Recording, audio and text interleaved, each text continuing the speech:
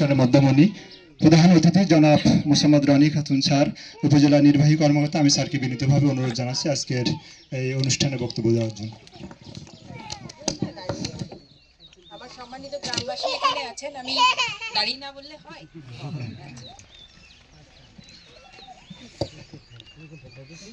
আপনারা সবাই ভালো আছেন না? আপনারা কি আমাকে চিনেন? প্রথম দেখলেন? এখানে কেউ কি এর আগে দেখেন নাই না? দেখেছি। আপনারা দেখেছেন না? যে একজন দেখেছেন। আমার ব্যর্থতা যে আপনারা আমাকে দেখেন নাই, আপনারা আমাকে চিনেন না। এটার জন্য আমি আমার কৃষি সম্প্রসারণ অধিদপ্তর এবং আমার উপজেলা কৃষি কর্মকর্তা, উপজেলা কৃষি এক্সটেনশন অফিসার, আমার উপসহকারী কৃষি কর্মকর্তা, তাদেরকে ধন্যবাদ জানাচ্ছি যে আজকে মাঠ দিবস আমাকে এখানে এসে আপনাদের সাথে কথা বলার সুযোগ করিয়ে দিয়েছে। আমি গত প্রায় 4 মাস হতে যাচ্ছে, 3 মাসের একটু বেশি সময়, আর 3 দিন হলে 4 মাস হয়ে যাবে। তো এই 4 মাসে ভুরুলিয়ার মানুষজন, আপনারা উপজেলা নির্বাহী অফিসার একটা জিনিস আছে সেটা শুনেছেন কিন্তু দেখেননি। এটা আমার ব্যর্থতা, তাই না? আচ্ছা, যাই হোক, ব্যর্থতা আমার, আবার ব্যর্থতা আপনাদেরও। তো অনেক কাজ থাকে উপজেলা নির্বাহী অফিসারের। তো আজকে এই কাজেরই একটা অংশ হিসেবে আমি আপনাদের মাঝে এসেছি।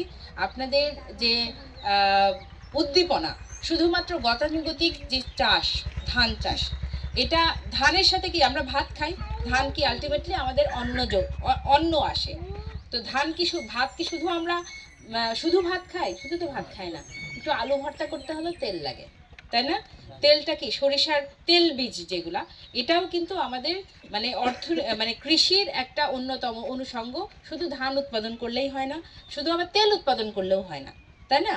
তো কেউ হচ্ছে সরিষা চাষ করে, কেউ ধান চাষ করে, কেউ ডাল জাতীয় যে মসুর ডাল, তারপরে হচ্ছে খেসারি ডাল, তারপরে মাসকলাই ডাল, এগুলো উৎপাদন করে। আবার এই যে সূর্যমুখী আপনারা তৈরি করছেন, আমি মেহেরপুরে ছিলাম এর আগে। মেহেরপুরের যে বিএডিসি আছে, অফিস আছে, ওইখানে প্রজেক্ট আছে। ওইখানে প্রায় 30-40 বিঘার মতো একটা প্রজেক্ট, সেখানে সূর্যমুখী চাষ করা হয়। ওইখানে মানুষজন যে যখন ফুল ফুটে তখন ওই মেহেরপুরের পুরা মানুষ, মেহেরপুর কেন, মেহেরপুর এবং চুয়াডাঙ্গার মানুষ ওইখানে বিকালবেলা আসে ছবি তুলতে। ওই এলাকা এত সুন্দর, মানে ওই যে আমার কৃষি সম্প্রসারণ কর্মকর্তা কিন্তু বললেন যে যখন একটি জমিতে কিছু জমিতে যখন সূর্যমুখী চাষ হয়, তখন ওই যে চাষি সে নিজেও শোভিত হয়, তার ওই এলাকার মানুষকেও শোভাবর্ধনে সহযোগিতা করে, তাই না? তো আমার যে যিনি বক্তা, একজন খুব সুন্দর করে কথা বলেছেন যে বাড়ি 3 আর হাইসেন 33, এই দুইটা জাতের সূর্যমুখী চাষ আপনারা করেছেন, এক্সপেরিমেন্ট করেছেন। করার পরে বাড়ি 3 মনে হয় 2 বার সেচ দিলেই হয়ে যায়, সে যেটা বললেন। আর হাইসেন 3-তে একটু বেশি, 4 সেচ পর্যন্ত লাগে। তো আপনারা কি জানেন যে 1 কেজি ধান উৎপাদন করতে কতটুকু পানি লাগে? জানেন? আমরা এটা এই যে কৃষি কর্মকর্তা, উপজেলা কৃষি অফিসার, উনি আর আমি সেম ব্যাচমেট, 35-এর বিসিএস 35 ব্যাচের। তো আমাদের যখন ট্রেনিং হয়েছে তখন আমাদেরকে জানানো হয়েছে যে 1 কেজি ধান উৎপাদন করতে প্রায় 3000 লিটারের মতো পানি লাগে। আমি সেটা কনফার্ম করে ওনার কাছে এখন শুনে নিলাম যে আসলে কতটুকু পানি লাগে। তো উনি বললো যে 1500 থেকে 2000 লিটার মতো পানি লাগে। 1500 থেকে 2000 লিটার পানি লাগে, মানে 1 কেজি ধানে। সেক্ষেত্রে আমার সূর্যমুখী, এখানে যেহেতু পানির সংকট, এই এলাকা লবণাক্ত পানির এলাকা, এই এলাকা হচ্ছে মানুষ যাই করুক না কেন পানির খুব সমস্যা।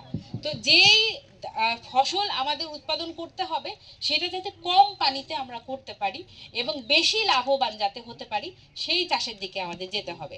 ধরেন আমার এলাকা, আমি উপজেলা, আমি ঝিনাইদহের মানুষ, আমার বাড়ি হচ্ছে ঝিনাইদহ, আমার উপজেলা হচ্ছে মহেশপুর। আমাদের নিজেদেরই 15 বিঘা ড্রাগন আছে, পেয়ারা আছে, কলা আছে। আমার ভাসুর, উনি বাড়িতে থাকেন, উনি চাষ করেন। এই যে ধরেন আগে ছিল কি ধান চাষের উপরে ছিল, কিন্তু এখন হচ্ছে ধান চাষের যে ওই যে এসিল্যান্ডে কিন্তু একটা কথা বললো যে অর্থনীতিবিদ হতে হয় না, প্রত্যেকটা পরিবারই একটা রাষ্ট্র, কারণ একটা পরিবারে কিন্তু আপনি নিজে আপনার কত আয় হবে কত ব্যয় হবে সেটার বাজেট কিন্তু আপনি নিজে করেন।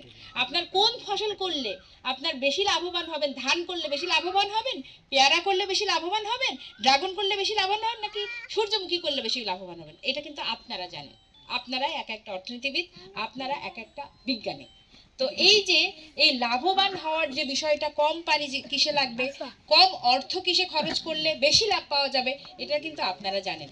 আমি খুব ধন্যবাদ জানাচ্ছি একজন সফল কৃষক এবং আমার উপসহকারী কৃষি কর্মকর্তা, যার মাধ্যমে কিন্তু আপনারা জানতে পেরেছেন যে বাড়ি 3 অথবা হাইসন 33 যদি আমরা ধান চাষের পাশাপাশি সূর্যমুখী চাষ করতে পারি তাহলে কিন্তু আমরা লাভবান হব। এক জায়গা থেকে আমার ধান উৎপাদন হবে না, কিন্তু আমি এটার আমার তেল উৎপাদন হবে। এই যে বীজ যেটা হয় সূর্যমুখীর যে বীজ, নাটোর সদরে ছিলাম এর আগে, যিনি উপজেলা কৃষি অফিসার ছিলেন, তিনি বলতেন যে তিনি সবসময় সূর্যমুখী ফুলের বীজ যে তেল হয় সেই তেলটা খান। কারণ কি, সয়াবিনের যে সংকট, কৃত্রিম সংকট যেটা হয় বিশেষ করে রমজানের সময়, এই সংকটটা আর হবে না যদি তেল বীজ আমরা উৎপাদন করতে পারি, সরিষা যাতে উৎপাদন করতে পারি। আমার বাড়িতে কিন্তু সয়াবিন ব্যবহার হয় না, সরিষা ব্যবহার হয়। এসিল্যান্ড কি বলে, এসিল্যান্ড বলে যে ওনার বাড়িতে ও সয়াবিন ব্যবহার করে না, ও সরিষা ব্যবহার করে, সরিষার তেল ব্যবহার করে। যে এই যে সয়াবিন সূর্যমুখীর যে তেলটা, এইটা যদি আপনারা ব্যবহার করতে পারেন, উৎপাদন করে বেশি তেল উৎপাদন করতে পারেন তাহলে, এবং নিজেরা ব্যবহার করতে পারেন, হার্টের যে বিভিন্ন রোগ, কিডনি, লিভার, তেলজনিত যে সকল, এইগুলা কিন্তু আপনারা অনেকটা মানে স্বাস্থ্য ঝুঁকি থেকে আপনারা মুক্ত হতে পারবেন। আমি আবারও ধন্যবাদ জানাচ্ছি। আমি আসলে এক্সপার্ট না, এক্সপার্ট ওনারা, কৃষি অফিসার, হচ্ছে উপসহকারী কৃষি কর্মকর্তা, কৃষি সম্প্রসারণ অধিদপ্তরের মানে এগ্রিকালচার এক্সটেনশন অফিসার, ওনারা আপনাদেরকে পরামর্শ দিবেন কিভাবে কম বেশি